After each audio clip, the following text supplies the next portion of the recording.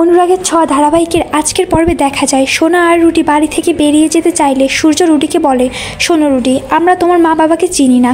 তুমি বলেছো তোমার মা বাবা ওয়ার্ড ট্যুরে গেছে, যতদিন না ফিরছে ততদিন আমরা সোনাকে তোমার সাথে ছাড়বো না। আগে তোমার বাবা মা ফিরুক, তখন সোনা তোমার বাড়িতে যাবে। রুটি নাটক করে সূর্যকে বলে, তাহলে আমার একটা অনুরোধ রাখুন স্যার, আমি চাই আজকের দিনটা আমরা একটু আমাদের মতো করে এনজয় করি।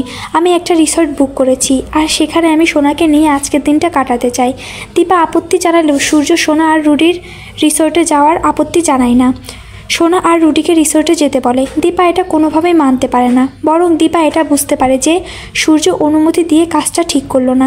দীপা যখন মন খারাপ করে বসে কাঁদতে থাকে, সূর্য তখন দীপাকে বুঝিয়ে বলে যে তাদের দুই মেয়ে এখন বড় হয়েছে, তাদের দুই মেয়েকে তাদের মতো করে বাঁচতে দিতে হবে। বাবা মা হয়ে তাদের পাশে থাকবো সবসময়। সূর্য দীপাকে বলে যে দীপা, তুমি চিন্তা করো না, সোনা ঠিক ভালো থাকবে। তবে দীপার মন কিছুতেই শান্ত হয় না। অপরদিকে সোনাকে নিয়ে হোটেল রুমে চলে যায় ওই রুটি। সেখানে একটা ছেলে থাকে এবং গোটা বিষয়টা ভিডিও করতে থাকে। সোনা ভেবেই নেয় যে আজকের দিনটা স্পেশাল করার জন্য রুটি ভিডিও করছে। সোনা রুটিকে বলে যে রুটি, তুমি আমাকে এতটা ভালোবাসো, এই জন্য আমার নিজেকে অনেক লাকি মনে হচ্ছে। আমি চেঞ্জ করে আসছি, তুমি এই ছেলেটিকে এবার এখান থেকে যেতে বলো।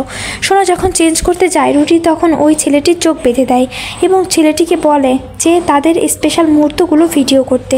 সোনা যখন ঘরে ঢুকে ছেলেটিকে বের হতে বলে, ছেলেটি কিছুতেই বের হয় না, বরং রুটি সোনাকে বলে যে ও আমাদের নিজেদেরই লোক, ও ঘরেই থাক, আর ওর তো চোখ বেঁধে দিয়েছি, ও আমাদের ফুলসজ্জার মুহূর্তগুলো ভালো মতো রেকর্ড করবে। শুনেই চমকে যায় সোনা। সোনার হাতে ওই ওয়েস্টার্ন ড্রেসটা তুলে দিয়ে বলে যে তুমি এই ড্রেসটা পরে এসো বেবি।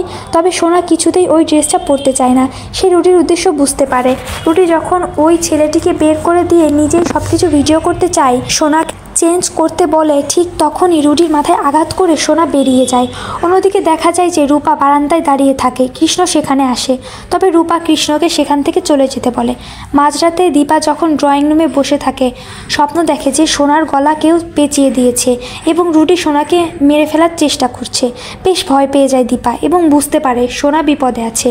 দীপা এবং রূপা দুজনেই বেরিয়ে পড়ে সোনা যে হোটেলে আছে সেদিকে যাওয়ার জন্য। অন্যদিকে দেখা যায় সোনা রাস্তা দিয়ে দৌড়াতে থাকে। একটা সময় সোনা আর দীপা মুখোমুখি হয়। মা বলে মাকে জড়িয়ে ধরে সোনা এবং ওই কালপিট রুটি যে কিছু করেছে বুঝতে পারে দীপা। সেখানে কৃষ্ণ এসে হাজির হয় এবং কৃষ্ণ দীপা রূপা সোনাকে সাহায্য করতে চায়। তবে দীপা ওই রুটিকে বলে, তোকে আমি পরে দেখে নেব রুটি, আগে আমি আমার মেয়েকে বাঁচাই। এই বলে সোনাকে নিয়ে ওখান থেকে চলে যায়। অন্যদিকে রুটি বুঝতে পারে তার সব প্ল্যান ভেস্তে গেছে। তো বন্ধুরা, তোমরা এমনটাই চাও তো যে দীপা যেন উচিত শিক্ষা দিতে পারে রুটিকে? কমেন্ট করে জানাতে ভুলো না।